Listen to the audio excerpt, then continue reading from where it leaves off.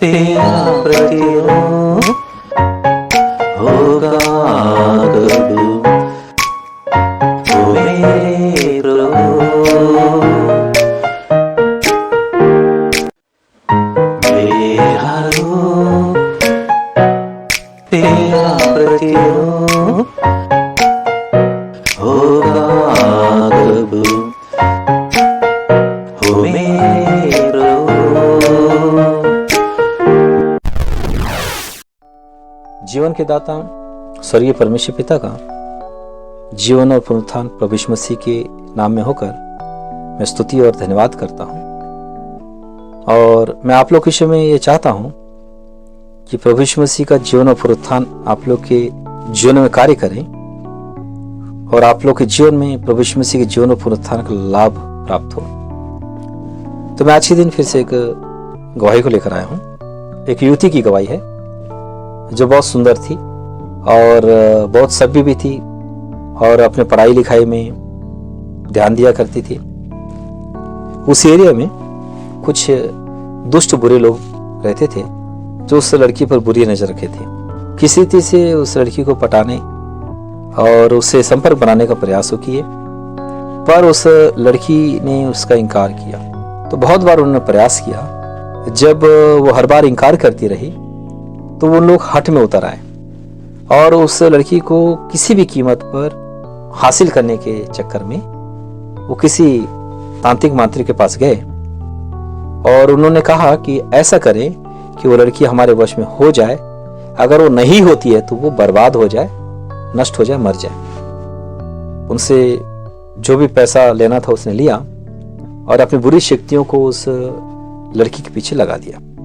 तो बाद के दिनों में उस लड़की को कुछ परेशानियां होने लगी और बहुत स्ट्रगल होने लगी। उसकी पढ़ाई में, जीवन में स्ट्रगल होने लगा और इस बात को समझ गई कि समथिंग रॉन्ग, कुछ तो हुआ है। पर वो प्रभु यीशु मसीह के नाम पर विश्वास करने वाली थी। एक दिन वो मसीह सभा में पहुंची प्रार्थना कराने के लिए कि मेरे जीवन में कुछ प्रॉब्लम्स हैं। तो वहां के जो सेवक थे उस विषय में जब प्रार्थना करने लगे तो उस लड़की को बर्बाद करने के लिए मांत्रिक की ओर से भेजी गई जो दुष्ट आत्मा, पवित्र आत्मा थी, वो उस लड़की में से प्रकट हो गई और वो कहने लगी कि मैं इस लड़की को मैं छोड़ के नहीं जाऊंगा। इस लड़की को लेकर आने के लिए मेरे स्वामी ने भेजा है।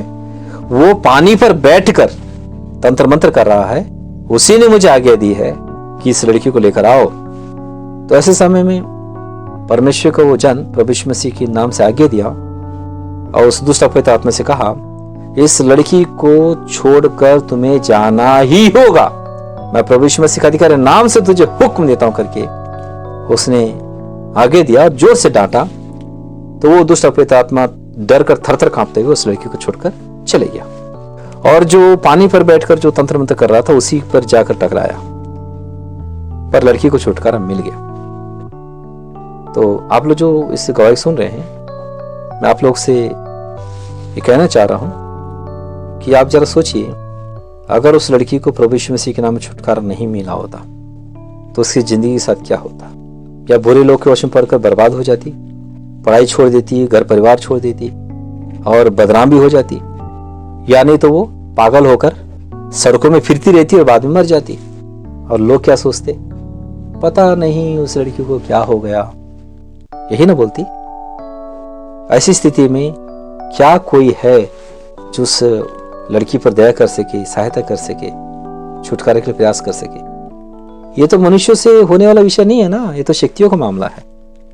मनुष्य की सहायता वहां कहां पूर्ति है?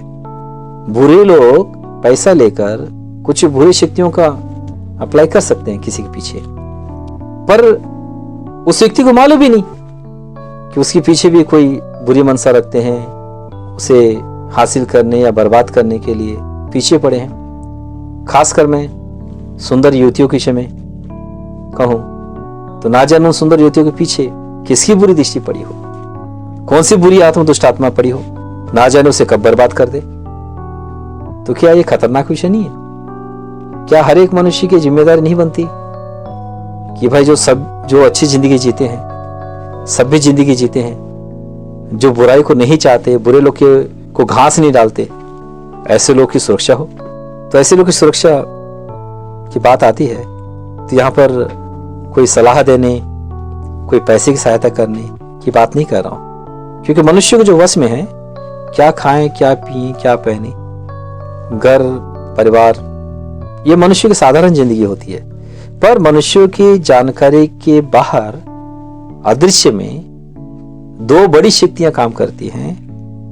वो है एक परमेश्वर की और एक शैतान की। परमेश्वर और परमेश्वर के दूत काम करते हैं, शैतान और शैतान के दूत भी काम करते हैं। परमेश्वर और परमेश्वर के दूतों का काम यह है कि जो परमेश्वर की सृष्टि है, परमेश्वर ने जो बनाया है, उस सृष्टि को वैसे ही संभालने का प्रयास करें। यह परमेश्वर के दूतों का काम है। पर शैतान और उसके दूतों का काम यह है कि परमेश्वर की सृष्टि को खुद हासिल करें और उसे बर्बाद कर दें। क्योंकि जो नरक है, आग और गंधक से जलती हुई नरक, जिस नरक के विषय में बाइबल के प्रकाशित वाक्य के 20 अध्याय में जिक्र है और सुसमाचार के पुस्तक मत्ती सुसमाचार में भी जिक्र है, वो जो नरक, आग और गंधक से जलते हुए नरक का जो जगह है, नरक का जो कुंड है, वो शैतान और उसके दूतों के लिए तैयार की गई है, मनुष्यों के लिए नहीं है। पर मनुष्य इसे नहीं जानते। मनुष्य जाने में या अनजाने में कोई शक्ति या साधना करने के लिए शैतान के पास चले जाए, या अनजाने में किसी अपनी इच्छा की पूर्ति होगी करके शैतान की उपासना करने लगे, तो ऐसे समय में वो शैतान के चंगुल में पड़ते हैं। और ऐसे अगर शैतान की उपासना ना भी करें, पर शैतान की नजर जिन पर पड़ती है, उन्हें शैतान अपने वश में करने के लिए प्रयास कर सकता है। तो ऐसे समय में जब शैतान के चंगुल पड़ते हैं, तो शैतान उन्हें वहीं ले जाएगा जहां वो डाला जाएगा, अर्थात आग और गंधक से जलने वाला वह नरक का कुंड, जो मनुष्यों के लिए नहीं है, जो शैतान और उसके दूतों के लिए है।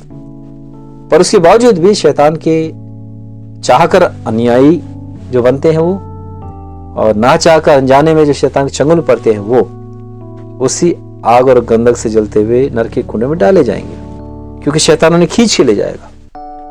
तो ऐसे समय में उन्हें कौन बचाएगा?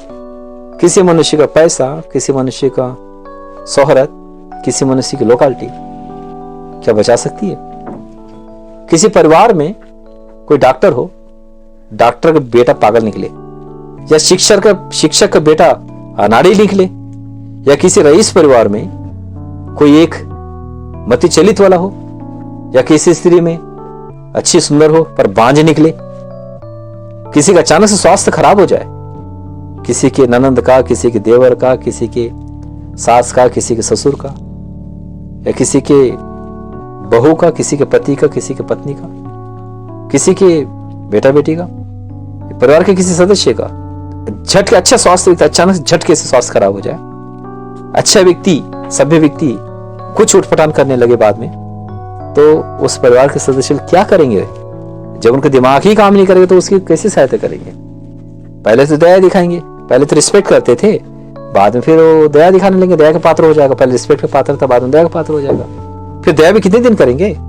बाद में धीरे धीरे उसे जो दया करते थे वो दया कम हो जाएगा, करुणा का पात्र हो जाएगा, और जो करुणा का पात्र हो बाद में वो तिरस्कार का पात्र हो जाएगा।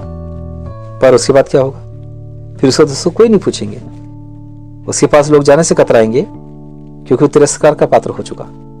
ऐसे कई गवाहियां संसार में हैं जो ऐसे जो तिरस्कार के पात्र हो चुके, पर जब प्रभु यीशु मसीह की मुलाकात उनसे हुई, प्रभु यीशु मसीह ने जब उन्हें चुन लिया, तो उन्हें घूरे से भी उठाकर खड़ा किया। जो तिरस्कार के पात्र हो चुके थे, उस स्थिति से, उन भयंकर स्थिति से, उस पतन स्थिति से, उस अनारोग्यता से, उन मेंटलिटी इफेक्ट से, उस पागलपन से छुड़ाया। तो प्रभु यीशु मसीह वो व्यक्ति है, वो शक्ति है जिसकी मेंटलिटी खराब हो चुकी हो, पागल करके लोग उसे तिरस्कार कर चुके हो, उसकी मेंटलिटी को भी ठीक कर सकता है, खोए हुए याददाश्त को लौटा सकता है, बर्बाद हुई जिंदगी को आबाद कर सकता है, और जो भलाई के साथ जो जीना चाहते हैं उन्हें भलाई का मार्ग बता सकता है, उन्हें सुरक्षा प्रदान कर सकता है। जैसे उस व्यक्ति को छुटकारा मिला वैसे छुड़ा सकता है। आप लोग जो इस संदेश को सुन रहे हैं, मेरा आप लोग से कहना यह है कि प्रभु यीशु मसीह के नाम को, उसके कामों को अपने दिलों में, जीवन में अहमियत दीजिए कि जब कभी आप लोग को जरूरत हो आपके जीवन में, प्रभु यीशु मसीह की सहायता तुरंत प्राप्त हो, अवश्य प्राप्त हो, और उसके द्वारा उस समय में सहायता पाकर आप धन्य हो जाओ। ऐसा ही हो प्रभु यीशु मसीह के नाम में, आमीन। मेरा रूप तेरा प्रतिरूप होगा कबू, ओ मेरे प्रभु।